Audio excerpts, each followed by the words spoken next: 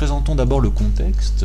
Qu'est-ce que l'Empire romain? Eh bien, il faut bien sûr remonter à la fondation de la ville de Rome, qui, selon la tradition, se serait réalisée en 753 avant Jésus-Christ. Et puis, par la suite, eh bien, les Romains font peu à peu la conquête de l'ensemble de la péninsule italienne. Ensuite, au temps de la République, les conquêtes se poursuivent dans différents endroits du bassin méditerranéen. Et puis, lorsqu'arrive l'Empire, en 27 avant Jésus-Christ, les conquêtes se poursuivent. Il y a donc ici une même logique. Et ici, au IIe siècle après Jésus-Christ, avant la carte en l'an 116, eh bien, c'est tout l'ensemble du bassin méditerranéen qui est passé sous le contrôle de Rome.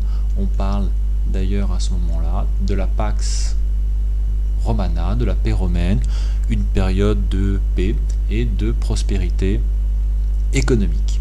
Donc c'est bien dans ce cadre que nous allons voir l'évolution de la citoyenneté à Rome.